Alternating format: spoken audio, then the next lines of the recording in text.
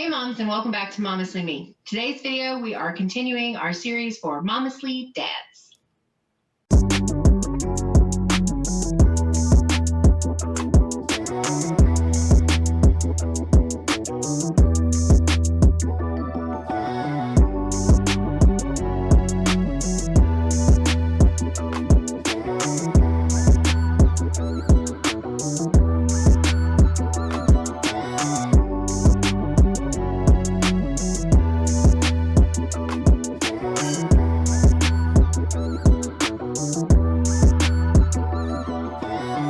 Today we are talking to Jake. He is the husband of Dawn. You've heard about her a time or two on this channel. And they have two adorable little boys. They are 5 and 1.5. And Jake's going to tell us a little bit about what it's been like for him as a young dad. Jake? So I had to think about this for a minute. So Vinny's five. You're 29. So I was 23 when Dawn told me that one morning while we're getting ready for work, that she's pregnant. And some people have the super ecstatic, oh my god, reactions. I was like, oh shit, okay then. To preface that, Dawn and I, we talked about having kids multiple times, and, I didn't really want kids with anyone but her if it had actually happened. And once we decided we were both curious as to, what our own kids would be like, look like, and all that stuff. And it was different for her because she has two nieces, so she had exposure to kids and babies and stuff, whereas I had little to none. Plus, I used to say mean, nasty things about children, running rampant through Walmart and the general public, bunch of ungrateful little bastards and shit. But my dad used to always be like, "Stop, you're terrible." I'm like, "What? My own kids would be different." And sure enough, that actually stood to be true. But once we decided, okay, we're gonna stop birth control, stop preventing, and if we could, get pregnant and whatnot without any kind of medical help, like any fertility drugs, fertility clinics, things like that, then okay. And if we didn't get pregnant, then that was okay too. It wasn't something that we both felt the need to have to be happy, as a couple or as, individuals for the rest of our lives. I'm just going to ask a question real quick. Is that because of her age that you talked about the need for fertility or anything like that, or was it a concern? It wasn't really a concern. I mean, her age was a concern for her. I wasn't really worried about it. I mean, I understood that there were certain risks given her age, and for some stupid reason, all of a sudden you get a year older, then those risks go way up. I mean, honestly, it seemed like the older you get, the more likely Wile E. Coyote was gonna actually catch that friggin' roadrunner and eat him. But no, I mean, I didn't know anyone. Neither of us knew anyone personally that was trying to have kids that needed help in the fertility department. Mm-hmm. But I didn't want it to be such a chore. It should be something that I feel like either it's gonna happen or it's not. There's not really an in between, and if it didn't, then okay, we'll be fine. It's not like it was. We weren't the type of people that again, needed to have kids or weren't going to be happy because we didn't have them. Sure. And it took 2 months, a little over 2 months after Dawn got off the birth control that we got pregnant. And we didn't find out until we found out in February, and I think she was like 8 weeks along. Because I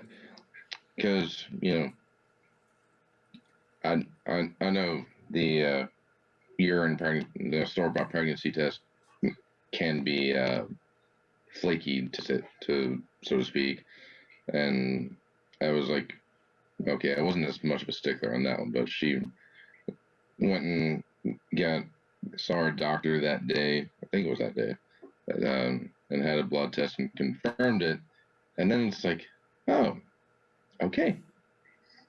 So from that point, it was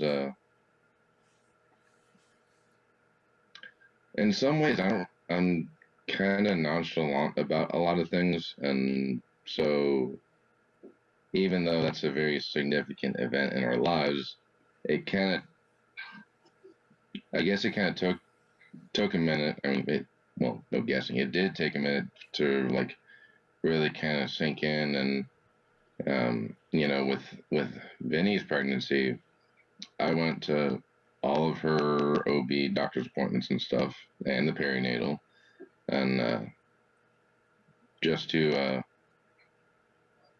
I don't know, be a part of it and all that stuff. And we had to keep a secret for a good while until we got past the first time, the 12 weeks or whatever for the essentially past the self-destruct period, so to speak. Yeah, the first Okay, trimester. That's probably a mean way to put that. The miscarriage period, we'll call it that. Yeah. And A lot of people eventually, actually wait that long before they tell people for that reason, because it's just a higher possibility. We did. yeah, I We know, I did. completely got it. And Yeah. for I don't remember when exactly, but there was kind of a point where during the first, from the time we found out to the 12 weeks, like literally almost on the day that or the day after that she hit the 12-week mark, um, I started telling everybody. And that was when we publicized it on Facebook and junk, because of course we told immediate family and select handful and such. And then after that,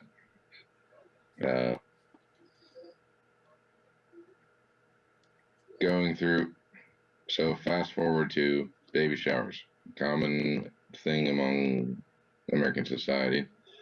There's so many things in a baby store, and probably at least half of it you don't need. It's, all these things that are out there for babies, cribs, toys, things to help put them to sleep, swings and all sorts of shit. You know, you think, oh, put a bumper around the crib so, if they roll over and whack their head, they'll bang it on some friggin' wood. And everybody's like, nope, SIDS hazard. So Yeah. SIDS was another thing that wasn't really hard, but it's like it kind of made me realize, just how many different death hazards, so to speak, there are, and so many different capacities that they can come in and such. So we had then fast forward to baby proofing the apartment at the time, and which wasn't too terrible, but you wind up buying a lot of outlet covers, and then you wind up breaking a lot of fingernails once you get ready to take those covers off so you can plug something into it. Then, Dawn she didn't have a real rough pregnancy, actually. She didn't have any morning sickness or anything like that. She wasn't real moody or anything. So I personally didn't have to deal with that. Whereas, I knew people that as soon as their, spouse or significant other or whatever got pregnant, they were puking their guts up, or if they smelled certain things. Mm-hmm. She did have a heightened sense of smell that would kind of make her stomach churn, but never full humdinger. Yeah. Morning sickness. Good God, I can never think of that. Then fast forward to day Vinny was born, and by that time I was probably still a little uncertain about it because, speaking of uncertainty, from what I remember Dawn telling me, it's actually pretty common, but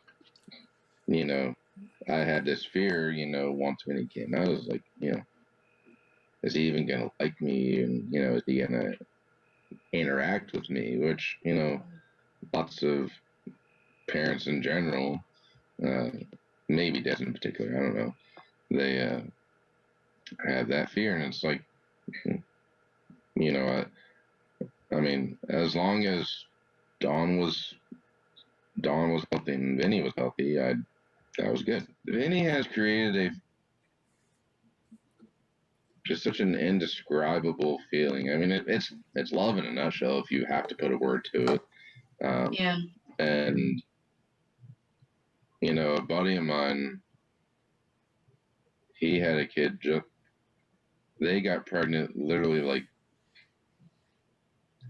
a month or two or whatever after we did, and he posted on Facebook well after his son was born. He was like, when his son was born, he used to think his parents were silly when they said, there's nothing like a parent's love for their child and such.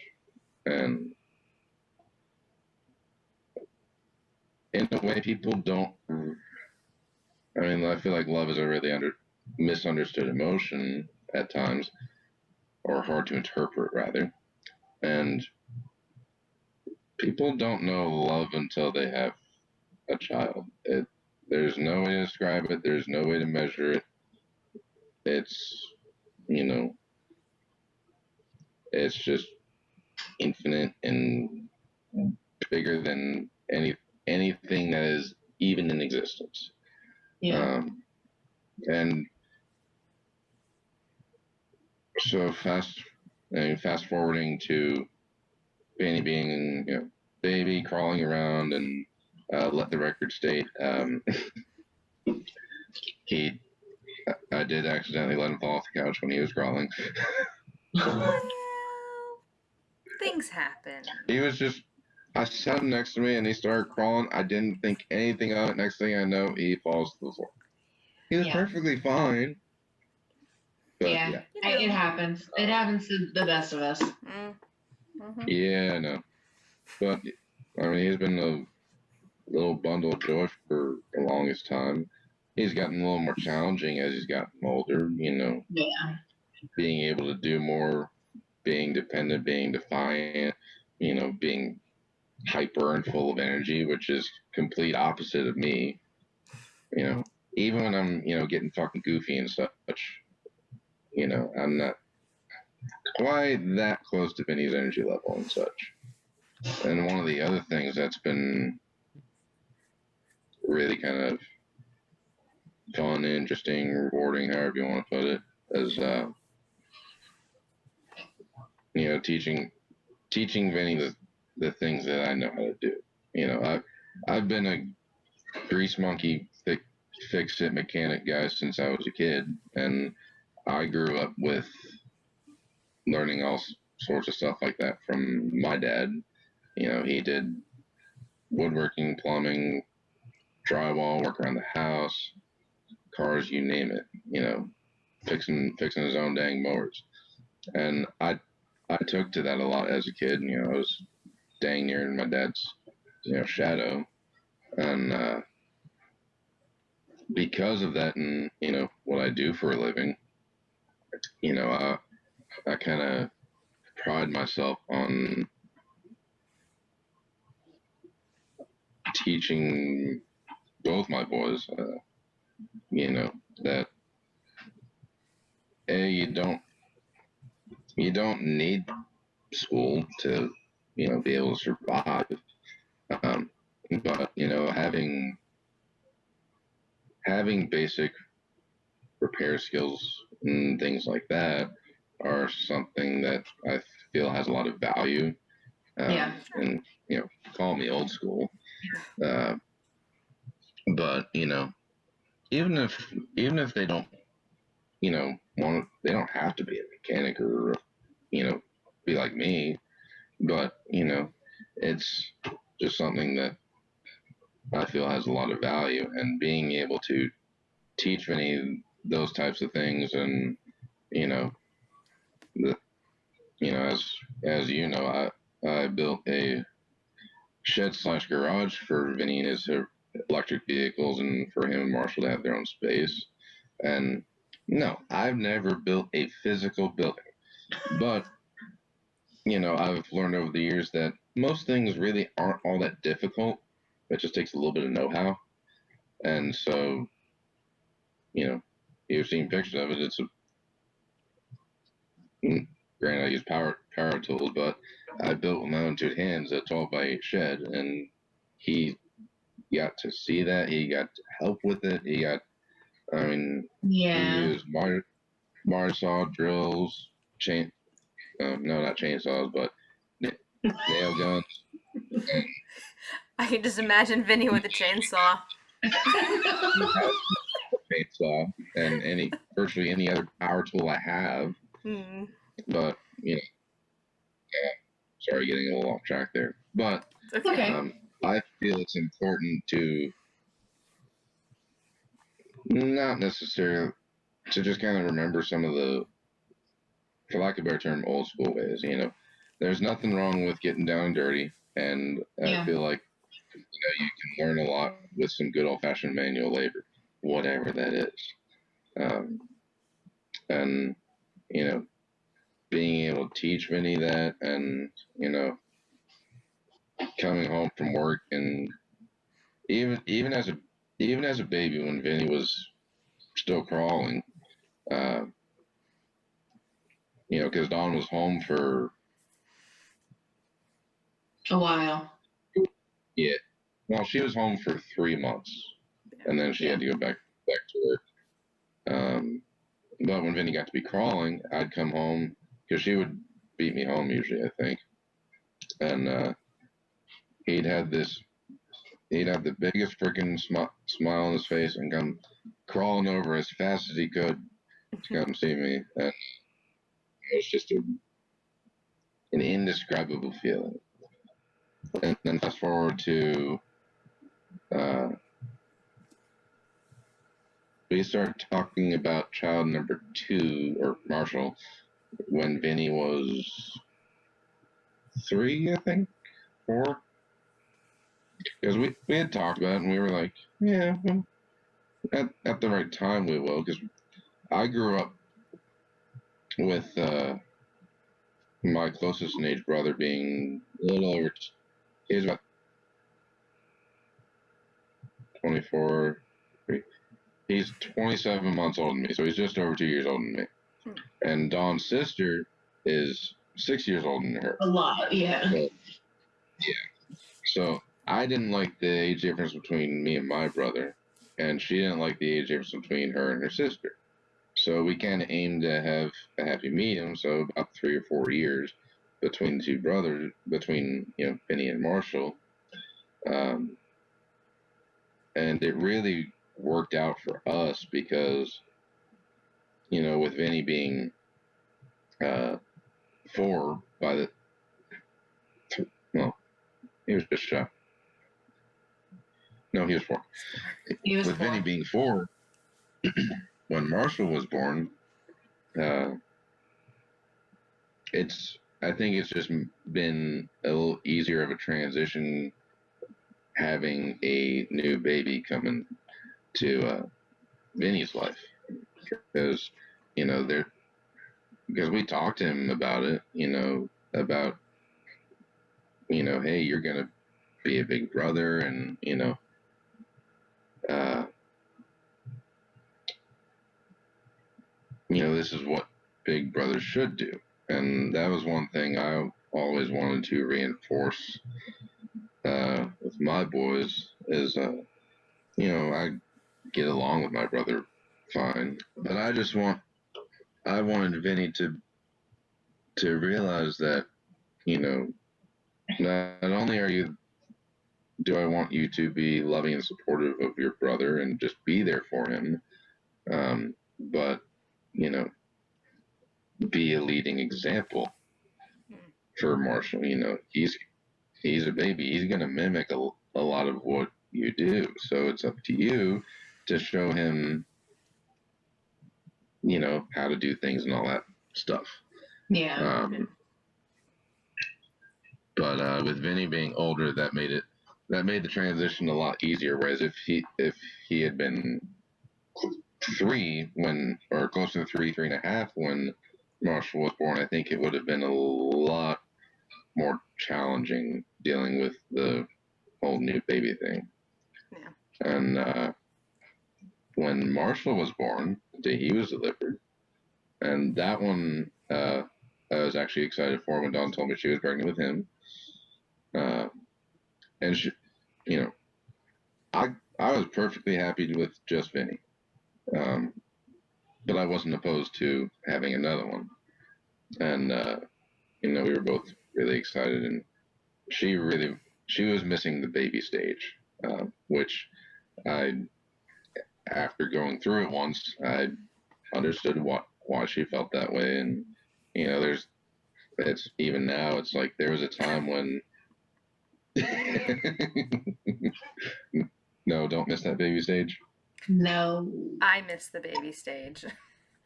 I think my first like like the first thing that I will miss as he grows up is the one he's in like right now. This will be what I miss. This will be my baby phase that I miss is how he is right now. That's what I will miss. Yeah. When he's a teenager and I'm ready to kill him, I'll be like, oh, I used to love you. Right. And I've always told Dawn, I mean that because I don't remember, and she could probably tell you better than I can. So when Vinny was a baby, I didn't. He was my exposure to children. I didn't know what to do with him, and because and Dawn could just hold him in front of her and just stare at him all day and be perfectly happy. And I wasn't quite that way, but I didn't until Vinny really got to where we could interact with each other. I mean, I was there for him 100%. Sure. Doing diapers, doing making homemade applesauce for the kid and all that such. I didn't. You might say, we didn't really have the greatest relationship or whatever, however you want to put it. But it wasn't, and I always told Dawn, like, she's like, you can play with him. It's like, I know, but what do I do? And then, I've always said, like, well, when he's a teenager, I'll be good. Because then I can be a hard ass. And then I can, play tough love. And I was really excited when Rewind 2, when she was pregnant with Vinny, we did a reveal party where she had a cake made, and the cake was going to be blue or pink. Yeah. And so I wanted a boy from the get-go. I don't know how to deal with a little girl. I know full well I would have learned just fine if I did. because, well, parents adapt, and when you do something regardless when you don't have a choice. And but when I found out when I cut into the cake and I saw it was Lewis, I was really happy. And she was hoping for a girl on the second go around. I know. But she got another boy. Um, but anyway, fast forwarding to the day Marshall was born, um, you know, knew what to expect, not really any surprises. We didn't have the same OB, we had a different one, and the delivery was a little bit, it was rough. Um, because it was another C-section, but like she literally felt like someone was physically pressing on her lungs because they even used a vacuum to try and pull Marshall out when guts and everything are exposed and stuff. Um, and they had to keep pumping her with medicine in the IV to keep her blood pressure down because it would, you know, every couple minutes it would spike, so they had to keep dosing her with that. And when it was so weird, I don't even know why. To this day I could not tell you why, but when when Vinny came up after we got settled in a room and such, and we were ready for visitors, um, we wanted Vinny to be the first one to see Marshall, as he should. Um, and he was with my mom. They brought him up. I went down to the end of the hall to get him, and I just fucking lost it. I don't know why. And you know, I take him down to the room, and the whole rest of the day, people were there. I had such a hard. I had never in my life had such a hard time keeping myself together, and it wasn't sad or whatever, but it's like Right. I Just I couldn't fucking overwhelmed shake with it. emotion. Yeah, maybe it was you know a whole bunch of shit I'd been dealing with for a while at the time, or uh, on top of having a new kid. I don't know. It's ancient history. I'm not gonna try and figure it out now. Um, and that's something else that was another experience was Vinny didn't do well seeing Dawn in a hospital bed. Oh yeah. So he he came in, he held his brother, and he didn't stay but maybe 5 minutes, and then he went back to my mom for the time. Um, some kids are like, "Ooh, look, a baby! I'm so excited. What's his Yeah. name?" and all that stuff. Yeah. And then I mean, he was okay, but he was not sure about it at all, and he did not like seeing Mama in a hospital bed, even Yeah. though she was perfectly fine. Yeah. No gruesome details and such. Yeah. And then dealing with Vinny, or dealing with the two of them now, has been challenging in its own way. Um, Vinny getting jealous, you know, through Yeah. over the course of time with Marshall, and fighting for attention, or he'll actually do a lot of things to get Marshall's attention, but um, he's always interacting with Marshall. He's always trying to Yeah. include his brother in things. Um, but he's unfortunately they both love each other. They have a great relationship, at this moment in time, and I'm hoping with, you know, my goals and, I'm hoping I'm going to keep this thing running as long as I can. Um, in terms of, them just being, loving brothers and actually, yeah, that. But I don't know that I necessarily want them to be like BFF brothers. You got some brothers that are like dang near inseparable and have to do everything together and such. Which Yeah. I'm not going to stop them if they want to, but it's like I feel like they need to have a little bit of independence on their own. Like it's great Sure. that you get along and want to do stuff together, but also be okay doing things on your own. It's a Um, balance. Yeah. it is, and Yeah. you know, there's there's a lot of different ways you can cut the cake that is parenthood, and there's really no right or wrong way. Everybody does things a little differently. Yeah. You do, Melinda do, in comparison to us, and you know, I'd say don't be scared, but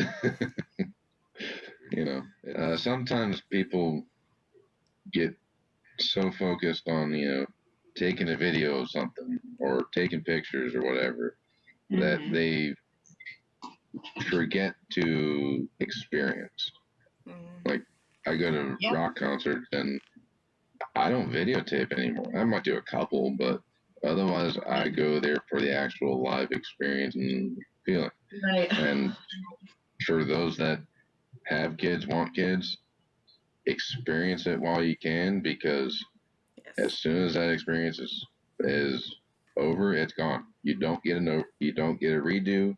You can't replicate it That's no matter how hard you try. You yeah. And already We've talked tried. there's about that. Yeah.